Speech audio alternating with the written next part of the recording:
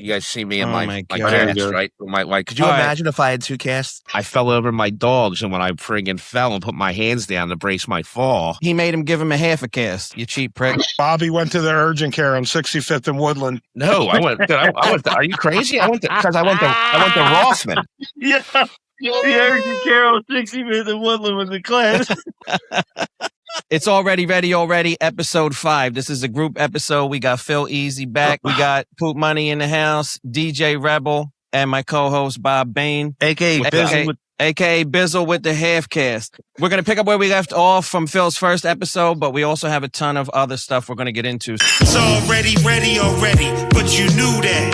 Mr. Boom Bap, like shares, page views by the thousands. Joseph E. Bags, he's bringing back nostalgia. Well, at least you got a bidet. Oh you don't even got a wipe. There's definitely something going on in there. You don't got a Yeah, wipe. we're gonna You got the have bidet. to. We're gonna have to start the conversation while Reb's figuring his stuff out. So, Well, listen, you guys got to hear about the bidet. I don't understand why you're mocking this bidet, because if it wasn't for the bidet, I'd be in a real bad situation. Well, that's what I just said. At least you got the bidet. You don't have to wipe. You know what I mean? No, well, I got a pat dry. Phil, wait, what do you hear about this? All I got to do is use one square and dry. listen. So all I gotta listen to this. Listen to this. Huh? Listen to this. He No, swears. it's so forceful. It cleans everything. It's just like, and I shift and get it off the He sidewall. swears. I have one question about the bidet. Is there like jet settings like there is in the hot tub? That's Yes, a good question. the forceful, so you can change the force. Absolutely. So Hold it's on. sort of like Star Wars or toilets. So you know what I'm saying? getting If you stuck get, you guys know what on I'm the talking one about. square situation. I'm just There's pick- no way one Yeah. square is going to dry your entire backside. What are you talking about? Gravity takes care of the rest, cuz the water hits your ass and falls into the toilet. My ass hair will absorb 90% of the liquid from the bidet. Matt, There's no Matt, way we one got- square. We talked about this. You're like Snuffleupagus. You know what I'm saying? Nobody Well, else has butt hair but me. Back, no, Bob's Irish. Oh, that's true. Yeah, They don't have body hair like Italian. I got people. I got plenty of body hair, but I don't. I also clip. I friggin' I groom. And they're I like, can't groom down. I can't groom the butt hair. I do well, the front, not the back. Gay. Kind of gay. Yeah, I can't do that. Yeah, I can't. you don't Bobby do has it. flashbacks like he's at the water plug. Reb, how long for a charger, dog? It's 2026. He's got a USB-A. He's like shit. Like they ain't working. Rebel's just he just had to hang up with the computer now that he's on his phone. Reb, turn it sideways, cuz. What is happening? What happened was already ready already. We're going to have to call it. Except for Rebel. It's already Rebel already. Yeah, there you go. Turn your It's phone already sideways. Turn your phone the other way, John. It is It's sideways already for me. gravel already. Hold Oh on. my God, up in heaven. Hold on. It Yeah, is it looks sideways. good. Hold up. Yeah, it looks good. Yeah, this is sideways. Bro. I don't know if I'm going to be able to spin it. You got to Try go the to other auto side. portrait. Are you stuck? Motherfucker. Is your There phone you go. stuck in There you go. portrait mode? Is that not? You're good. I'll make it work. Tell us about the party in Ron Jeremy and who was it? Jay Moore, Jay Farrow, who? Jay Murray. Jay Murray. Go ahead, hit us with that. Rep, which one of you guys know Jay Murray from Southwest Philly? I know Jay Murray. I know who he is. I know Jay. He's the concierge down in Atlantic City. Thank you. There's my confirmation. Thank you, Bizzle. So Jay Murray from I Southwest, did right? not believe you. Well, no. Well, at least Bob can back up the story that at least Jay Murray can at least have a fact-based backup by Bob saying that he knows that Jay Murray was the concierge, the host at the Taj Mahal. Okay. Correct? Mhm. Thank you. What did I tell you, Joey, before this? It aired already now, where I Yeah. said he was the host, and he calls me up and he's like, yo, there's a porno convention in town tonight at the Taj, and Ron Jeremy or whatever, all these porn stars are going to be here, and they're at the fucking penthouse suite. Do you want to come down and party? And I'm like, hell yeah. So the only porno I ever saw in my life at this time, my older stepbrother, Arjuna, gave me his cassette tape. That's how old it was. And it was Ron Jeremy. And that was the only exposure. We didn't have Pornhub back then. You know what I mean? VHS, not It was, cassette. it was a VHS tape. Yeah, and it was yeah. Ron Jeremy, probably the And most the famous. first one was one with Ron Jeremy. Oh, that sucks. That was my first porn I ever saw. And Dude, we probably, still had Google. like the only one because there wasn't like Pornhub or anything back then. You know what I mean? What'd you say, Yeah. Ram? It was this one. What year was this? What year was what? The party? VHS, the VHS. Which one? VHS. Oh, man, I must have been like 7, 8. Mm. Oh. 9.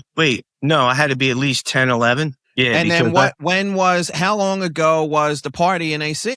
I was about 20. It was probably pre-coma or right after the coma, or like it was, I think before I went to jail. So I was probably 20, I was like 22, 23. So you go down? Calls me up and he's like, yeah. I'm like, yeah, I'm down. So I bring an ounce of coke. Meanwhile, I had tons of ketamine at the house, right? So I bring an ounce of coke because I'm thinking 70s, which is when this porno was from. Boogie Night Disco. Yeah, I'm like, disco. It's gonna be disco shit. They're gonna love this coke. You know what I'm saying? This is what they want. I'm definitely getting laid. I'm definitely hammering these porn stars. You know what I mean? So I show up, bro. Me and Jay, we pull up to the double doors. We open up the double doors. Ron Jeremy is laying in tighty whities on the floor like this. Get the hell out of here. He was trying to bang Phil. He was waiting for Phil to come to bang him. No, he's in the very back of the room, laying up against like a couch, like this, in a pair of tighty whities, right? Chilling, like it's his lair. And then there's two rows of porn stars fucking the whole way till you get to Ron Jeremy. So on either side of the walls, the hallway, like this is a big giant penthouse. Go ahead, Joey. Were they filming, or this was just how they were getting down at the party? This was just recreation. This was just recreation. What's he like? What's he, the final boss? Right? Were they auditioning? Was he right? Like, was he doing a film like a month from there? And he was like, "I had to get to level 5." Bro, this is what they do in their off time, dude. This is what they do for fun. Yeah. They were doing this thing. They were doing this said thing. it best. Are you ready for this? Are you ready for this? They called this move the helicopter, and they were all doing it. Yeah. So a guy would be sitting in a chair, and he'd have a girl upside down fucking her. You know what I mean? And they were doing this in unison for some reason. I don't know. Okay. So I walk in, hi, Ron Jeremy, shake his hand, as gay as that may sound. I go in like the back rooms and the bathrooms, and I'm like trying to talk to these porn star girls. And I'm like, I got an ounce of coke.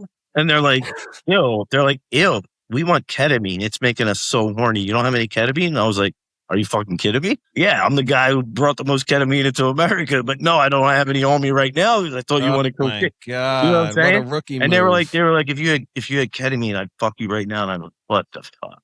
Are you serious? So I didn't fuck anybody. Long story short, I wound up walking out of this party arm in arm with Ron Jeremy. Of course, he's in clothes now, and he's a little shorter than I am. So I got like my arm over his shoulder. He's got his arm around me. So that's what we left there talking about after all this, which is kind of crazy. How did you go from shaking his hand to walking out with him when there were a million other cats there? There wasn't I wasn't talking to any of these dudes. No. I'm saying, but he obviously knew them. They were at his party. Yeah, but nobody. They were just fucking these other porn star chicks, you know. And all the chicks. He was the only one not smashing. Yeah, he was just him and you. Me and Jay. Me, him, and Jay. That's crazy. Yeah, I'm telling you, he was waiting for you and Jay. He was like a. Hell no, he's not. He ain't gay at all. None of them are gay at all.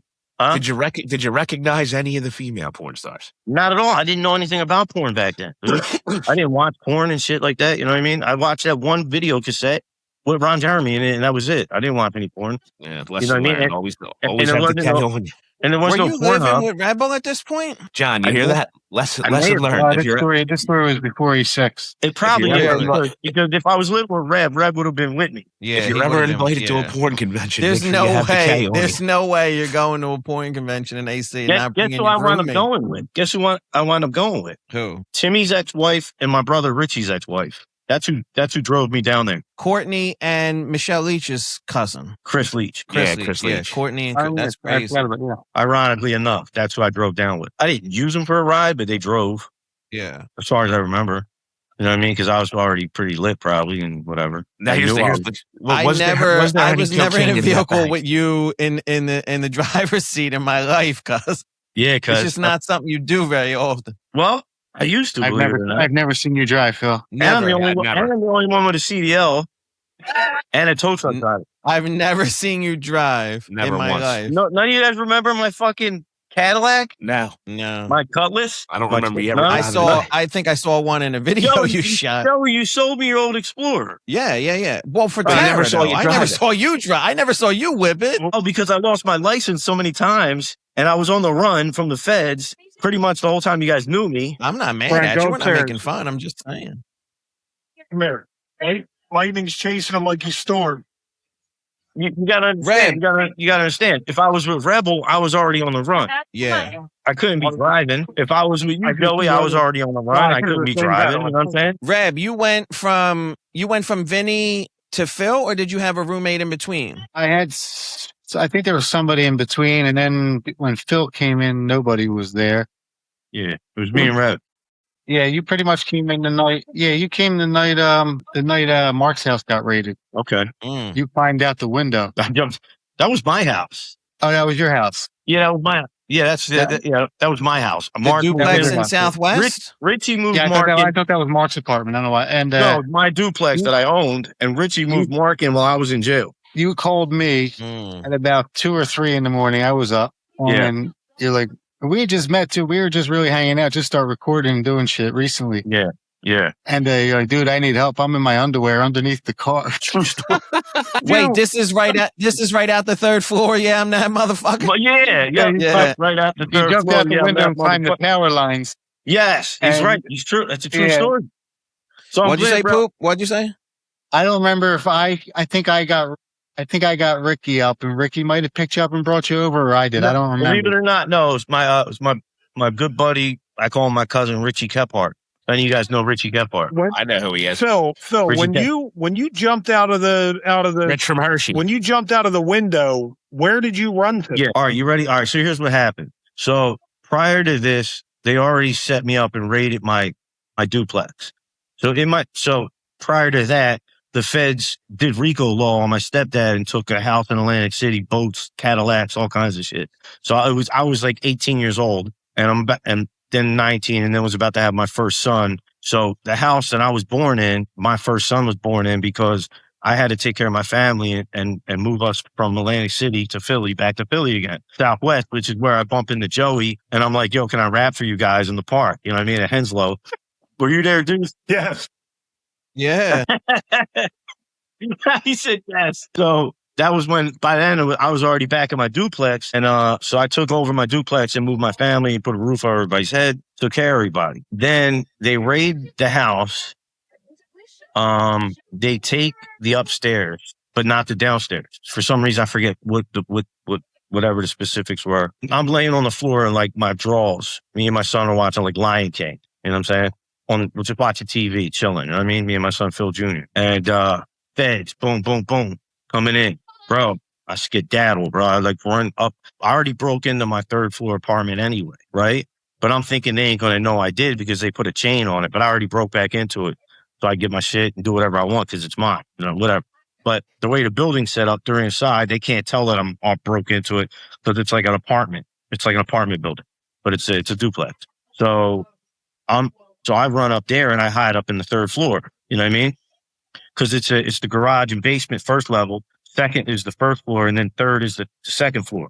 So even though it's a 2-story building, it's got a basement and a garage, so it's 3 stories. So that's why I say straight out the third floor. Yeah, I'm that motherfucker. They raid the house and they come, you know, boom, boom, looking for me. They wind up, let's go upstairs. So I hear them all coming, and I wait for the last minute so all of them could get up top, and so there wouldn't be nobody downstairs or outside or anything. So I wait to the last second till they're trying to break through the door and shit like that. And then, you know what I mean? And then as soon as I can hear like it's pretty much they're all up there, I lean out and I grab like the phone pole, right? And it's raining and I'm in my drawers and I like hang jump from the telephone lines. And I remember hitting the ground from the third story, using my legs as much spring as I can, as the muscles, and then rolling onto my butt and rolling backwards to take the impact. It worked out perfect. So I do a back roll, hop over the fences. And you know, in Southwest Philly down there where I was at, where we all grew up, all the yards are connected. It's just fence. So I'm hurdling fucking fences and shit. In your underwear. This is the movie that you need to write. Forget about the Ninja Turtles. Yeah, but Deuce, the thing is, I'm giving the Ninja Turtles to Kevin Hart. So when did you find yourself under the car calling John? All right. So anyway, now I'm under a car. Well, how do you have your phone on you? You remember to took your phone? Let me get there. I don't have a phone. Go ahead. So the Rebel kind of got the story a little mixed up. It's so I'm in my drawers and I'm under a truck. finally, I'm like, they don't know where I'm at. I'm far enough away. They didn't trail me, and they didn't hop 100 fences because none of them can. You know what I mean? None of them are on my trail. So I finally go to, man, what was that little deli, bro, in that pizza spot, bro? Right by. So I'm like right behind Pretzel Park, under a truck at first, I think. Then I'm over by that pizza spot. Family style? Yes. Okay. I grab a fucking payphone. I get electrocuted. I'm in my drawers, barefoot, and it's raining, and there was a short circuit in the fucking payphone, and I get electrocuted. Now I'm like, what the fuck, bro? I grab the phone, I get shocked. I try again. I call Richie Kephart. I memorize his number. I call Richie Kephart, my cousin Richie Kephart. Bro, shout out to Southwest Philly. Stick together like gladiators. They came and get me, dressed me, give me a brand new pair of New Balance sneakers, had everything for me. Boom, boom, boom. Next thing I know, Reb, I need you, dog. That's where Reb comes in. So Vinny was there. But no, I said, Reb, I need help, man. I'm like, and I think Ricky kind of set it up because I was with like Ricky the next day, and then Ricky gets in touch with Rebel, and he's like, you know what I mean? So then I start saying, well, Reb. And then me and Reb start fucking just pumping out music and shit. And then fucking Ricky got the fucking studio up in Chester, remember Reb? Yeah. And fucking, we were killing it up there, bro. We had fucking dope ass studios, bro. And every day we go to the. I need to understand. Yeah. I know that your organizational skills are not as tight as mine, but Phil and Jern recorded an album called Sammy and Dean in Chester. Rain Man was there. Multiple full-length mixtapes, albums, and songs disappeared. How did explain? In your own words for the jury. They took a lot of the shit, that place. They wound up taking all the shit. We stopped going there. I forget what happened. Somehow it all got seized. I never emptied that place out. Wait, so Reb, all your equipment, DJ shit? I got all the recording studio equipment back. Like I got the microphones and stuff like that. Yeah. That stuff I have. Them tapes would be classic right now if we could find that hard drive. Oh my God. No, it was hard, bro. Because stuff like that. I got all my records, turntables, all that shit. All the electronics, but all the other stuff they took. So, Reb, you remember the mixtape? I don't know what I did with that computer. I'm sure I took the computer. I don't know what happened to that though. But you remember it was me, Rain, and RJ Payne making a mixtape together up there. Who do you remember being up at that studio besides the White Rock dude? Jern and RJ Payne. Yeah, me, Jern. It was me, Jern. I said Jern, didn't I? And I remember Jern being up there. I don't remember who was Rain Man. Well, he's RJ Payne today. Now he's RJ Payne. I thought Rain was there, but maybe Rain wasn't there. So it was just me and Jern? Yeah, I think it was just you and Jern, yeah. Okay. So we did the Sammy and Dean mixtape. Yesterday, Jern's like, well, what do you mean Red Bull? I said, no, DJ Rebel. He's like, oh shit, how's Rebel doing? And then he's like, Phil who? Phil Easy? I'm like, yeah, cuz. And he asked about Ricky. I told him he passed away a couple months ago. And he said he definitely wants to be on. He said he would love to do it. So I told what I said. I was like, bro, he's family. He's the inner circle. You know what I mean? He's not. Yeah. He's not I was telling what's her name. I'm like, if he remembers me, offer my number. And he was like, yeah, I know I'm Massi. I definitely know I'm Massi. And I'm like, hey. Reb, you remember when Ricky bought like 5 pounds of monkfish and cooked them at your crib? And he's like, it's the poor man's lobster. He was spicing up monkfish. He pulled out the 5 pounds. Had some of my best meals ever with Ricky. Yeah, it was unbelievable. So this day, I still never spent more money on food than I did when I was with Ricky. We would go in like a fucking butcher shop or something, or a fish place, and we might have just made a few $100s, and we just might have spent $300 on fucking crab legs and lobsters. He bought the biggest fucking crab legs I've ever seen in my fucking life. He knew how to eat, cuz. Yeah, we would buy the biggest steaks. He wasn't 400 pounds for no reason. You know what I mean? I'll tell you what, E6, if the walls could talk at E6, there was too much. We would go to steakhouses for lunch. I'm like, it's fucking 1:00. Yeah. Like, hey, you want to go to Capitol Grill? He was an animal. I swear to God, that's what we would do, like 2:00, 3:00, whenever they fucking opened. Reb could tell you stories about 16 bars, Sammy, stories about Uzis. Man, shit like that. You really can't tell stories about Sammy. No, you can't. 16 bars. The studio, you mean? You can vouch that he was the producer. I mean, not the owner. You can vouch he was the owner there. And that we recorded there too. What was the producer's name there? With Kiki. 16 Bars is where Son of a Gangster happened, right? Remember? He did that. Who was his name, Phil? He was cool. He loved us too. He was cool, man. I wish I remembered his name. He got in trouble from Sammy for hanging out with us too much. You don't remember that? No. Yeah, he got in trouble. Why? You mean instead of working? Yeah. Wow. What the hell was his name? Shit, I don't remember. He produced a lot of stuff. He was good as shit too. He was a little dude, remember? Yeah, he was little. little skinny dude. It was something in Kiki. Him and Kiki. Remember that girl? Of course, I remember her. Yeah, I remember her. and I should remember the producer, but damn, He did all the songs for you. yeah, he was dope. I loved him. He was great. Fuck, And I wish I could remember his we name. spent a lot of time with him too in that place. Deluxe? Yeah, were you there, Reb, when I was up there with Gilly and them? And I brought Was that his name? Was that I his never name? hung out with Gilly. We were with Was his name Luck? no, Lux was the one who made "I'm the One" beat. Okay. No, it's probably on the back of one of my old mixtapes. No, but Lux was the one who made the "I'm the One." Yeah, because in the beginning you said, "I love you for this one, Lux." In the beginning of the song, Yeah, exactly. Yeah, that was DJ Lux. That was DJ Lux. So give him his props for that. And then Jack, that's a great song video. That whole thing is Then Jack took it to a DJ up in New York City named DJ High Ski. DJ Ski, yeah. Ski High or High Ski, I think. Ski High. Okay.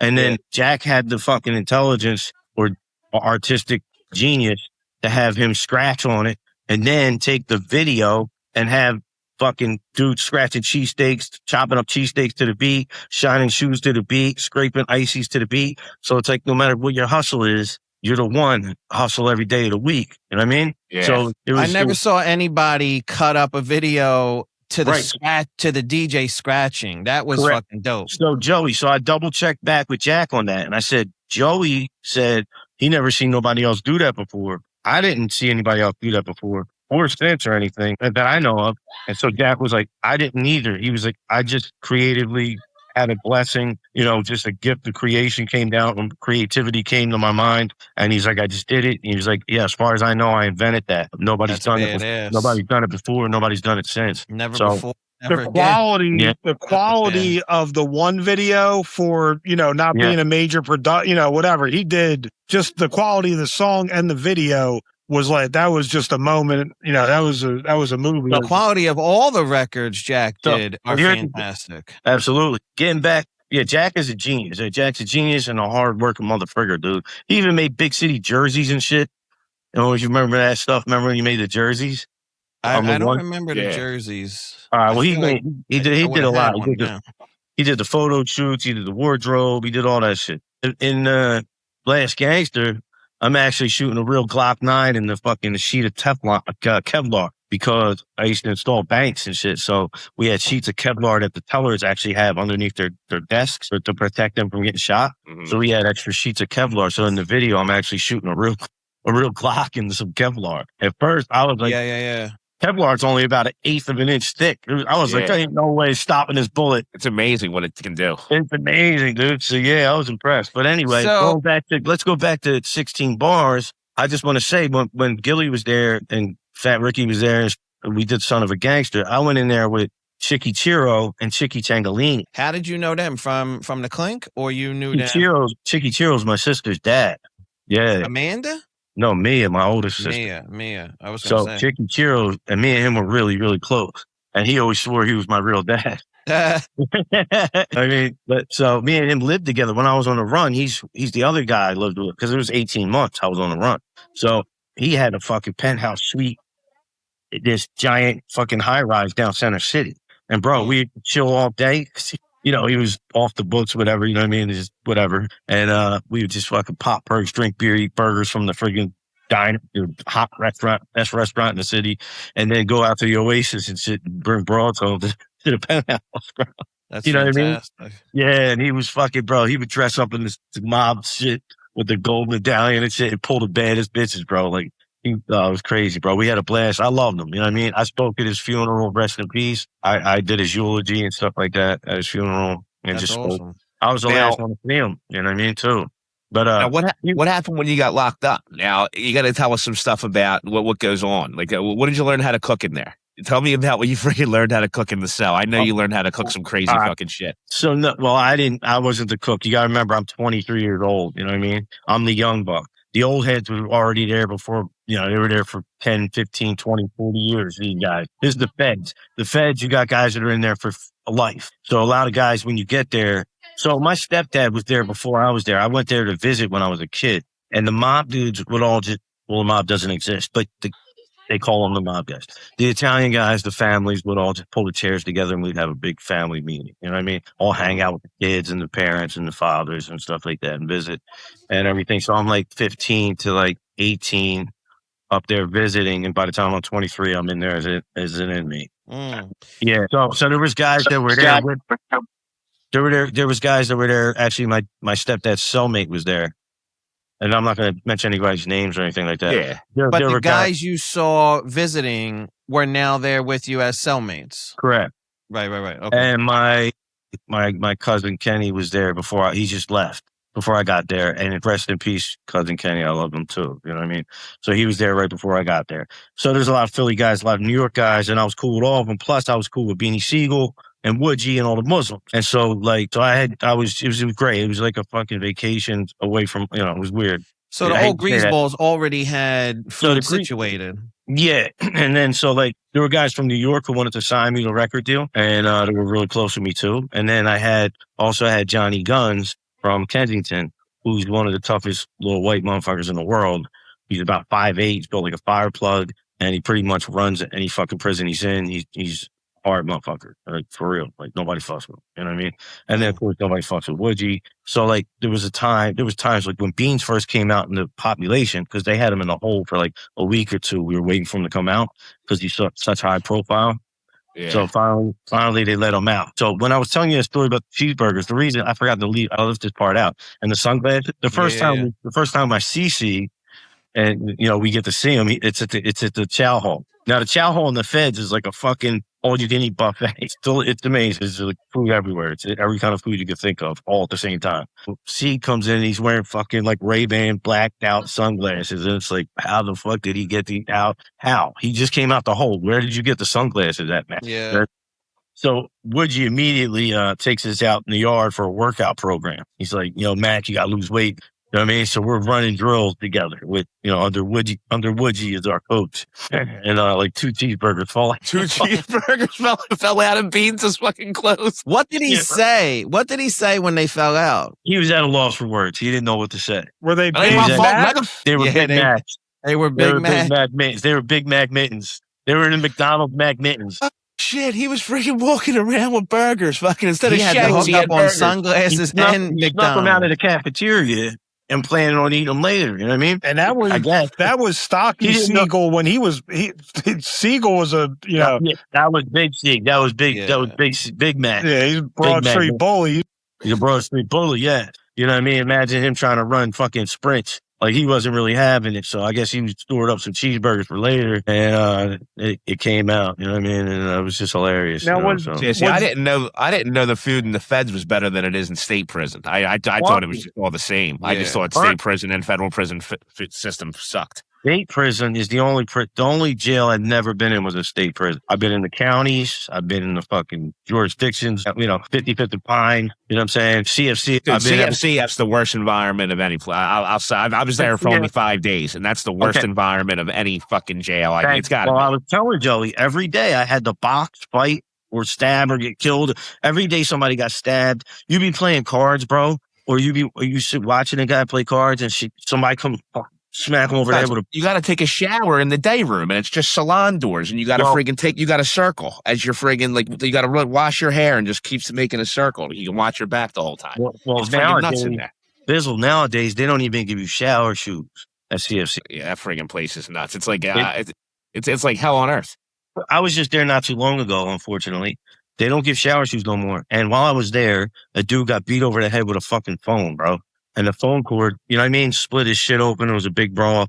And they still have the blue boats. They still have people sleeping in those blue boat fucking things on the floor. They will also have to. Was Siegel, when you were locked up with Siegel, was he rapping in there? Yes. He was? Yeah, we used to have fucking rap battles, like ciphers that you wouldn't believe, because dudes were from New York, DC, New Jersey, Delaware, Baltimore, whatever, Philly, and New York and shit. So from all over. And it was just crazy battles, bro. You know what I mean? And DC dudes.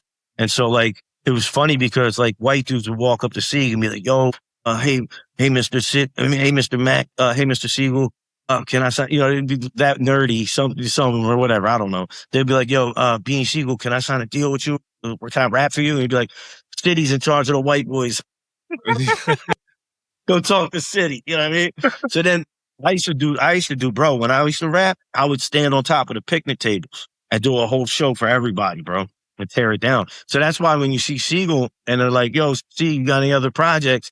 He's like, yeah, white bull, Italian bull, stand up, vicious from the feds. I was locked up with the feds, stand up, you know what I mean? Italian, you know what I mean? That's why he says vicious. Another cat from Philly called Big City. Your main boy was locked up in the feds with white boy, vicious. What? Vicious. Italian nigga, I mean, get it in.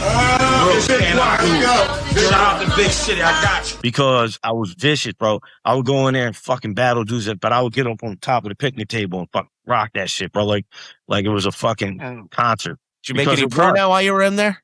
Did I what?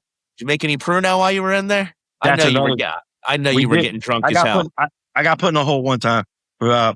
That's another story. That's when I was at Cali. Yeah, when I was at Cali, my co-defendant, Eddie, made Pruno, a whole bucket of Pruno. So you get these like storage boxes to keep your shit in, you know? Uh-huh. So long story short, Eddie was always a smooth talker and a genius. So the CO, ironically enough, the guard that was in charge of our pod, our floor, whatever, was actually from New York too. And so was Eddie. Eddie was living up in New York and going to Columbia University. And so, like, he smooth talked this guy and like moving me and him in together and everything. And we had a third guy with us too named Mike. And so Eddie makes this big bucket of fucking hooch, bro. And he's like burping it every day. You got to feed it like sugar and shit. You keep fermenting it. So we get drunk as shit. And I'm the dumbass one that gets on the phone with my girl. I'm like, yeah, fucking wasted or some shit. So they heard this. Yeah, I was so drunk and stupid. So they put us in the hole, right? Mike winds up drawing dicks all over our jumpsuits. So now we get like extra time in the hole for having dicks drawn all over our jumpsuits and shit, bro. And they wound up separating us from there. And then I got shipped to Ferriton. And I don't know where Eddie went and whatever, but that's when I got sent to Ferriton. Oh, that's funny. Yeah, that's a crazy story. But that's pretty much the only hooch story I have. But in Ferriton, in the feds, I didn't have no hooch or nothing like that. But they did make, when you were talking about what was I learning to cook there, the reason I said I was a young buck, because the old heads were the cooks and the chefs and stuff, mostly the New York guys too. And so I had some New York guys that would make friggin' gravy, you know, at least once a week. No shit. We make a big gravy and shit. It was like the Sopranos type shit, you know, where they slice the garlic real thin and all that shit. They got so they had this shit going, you know what I mean? And so, yeah, we had at least gravy at least a couple times a week. How do they get that in? Like, how do they get the ingredients in? The same way Siegel gets sunglasses in, you know what I mean? But it was, you know, there was a lot, like I said, it was a buffet. So there was a lot of ingredients already provided. You know what I mean? Yeah, I mean, all you need is tomato, sugar. Like, they got it all there. And then you got commissary. There were probably some extra ingredients that, you know, you only had if you had connections to. Then what are you using for a heat source, though? Microwave. What'd you say, Pooh? I seen a TikTok last week. They were making hibachi on the. Because they take the wires. Yeah, they take the wires and put it and connect it to the bunk, to the metal bunk, and heat it up. So there's like metal counters in a lot of jails. And they scrape the paint right off that bitch. And then they fucking hook the wires up from the fucking socket and turn that motherfucker into a hot plate. You know what I mean? There's a lot of different. You get pretty creative in jail. You can see some friggin' there's some like, this motherfucker's smart, man. I don't even know how to fuck around with wires. The most creative I got was learning how to play spades. You know what I mean? For me, that was enough. You know what I mean? You know what I mean? I had my first cup of coffee in jail in my entire life. I was like 25 years old and I drank coffee and I'm like, fuck yeah. I like this. Yeah, that was good shit. It was probably like Folgers or some shit. But it had me like, I have ADD and ADHD and shit. Yeah. So they had me on they wind up putting me on Wellbutrin and shit like that, and then the Adderall and stuff later on in life. But like at this point in my life, I never had a cup of coffee, so I drink this coffee, and all of a sudden I could pay attention. So now before I would never even go near a card game. I drink 48 ounces of coffee every morning so I can focus. So you guys know black coffee is good for your liver too. It heals your liver. So good. If you like alcohol, you should also chase it with some black coffee. Red, what about you? I know Poop's not a coffee drinker. I drink coffee every day. I'm trying to think. I'm pretty sure I used to go to Dunkin' Donuts every morning, Phil. We're trying to remember what you used to get. I think you used to get hot chocolate. No, get black coffee. Start drinking black coffee. It's great for your liver. No, he's saying before you started drinking coffee. We used to go. I used to stop at Dunkin' Donuts every day. It's my strong hands. Yeah. So I mean, Reb will tell you. I mean, I lived with Reb. Reb, did you ever see me drink coffee? No, that's what I'm saying. I think he used to get hot chocolate whenever I got coffee. Poop, you don't drink coffee? I didn't until I got to jail. How do you function? I didn't know anything about. He'll knock back 3 monsters before we wake up, cuz. His heart's gonna fucking explode. But to be honest, I also never drank hot chocolate either, so I don't know if Reb got that right.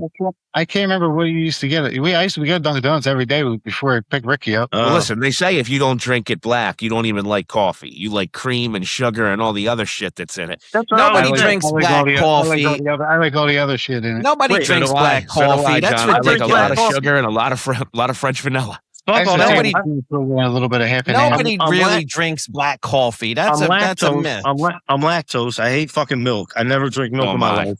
But I still drink it. I just farm my brains out. I hate sugar. I don't ever eat anything sweet. I never eat sugar. I don't put sugar on nothing. Never in my life. None of that shit. I don't drink. The only thing sweet I'll ever drink is Coca-Cola, and I can only drink a little bit of it.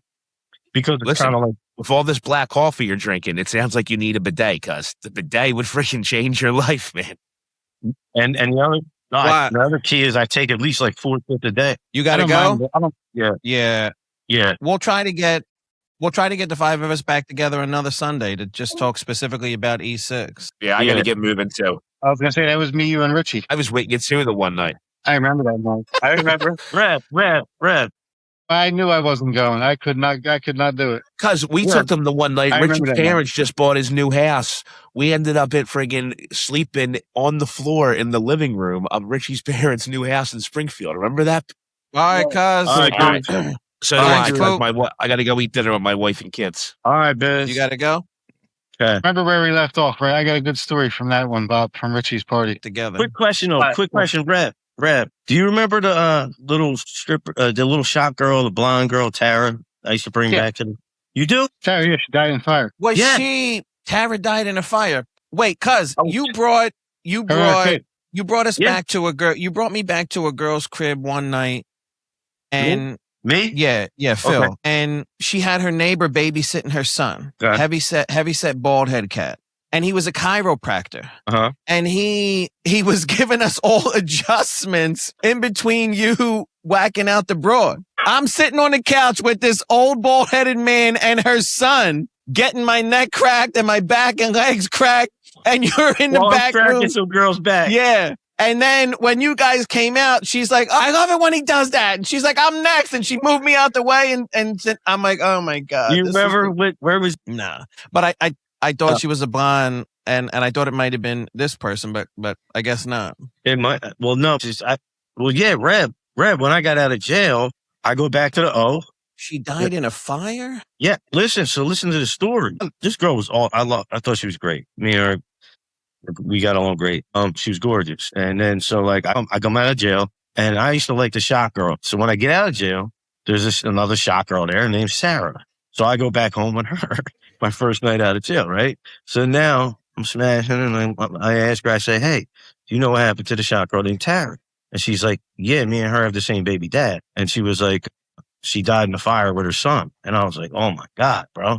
So Rev, I just wanted to know if you remembered that because that's crazy, bro. Yeah, no, that happened. That was, I was in jail. Yeah, you were either in jail or in a coma when that happened. Wow.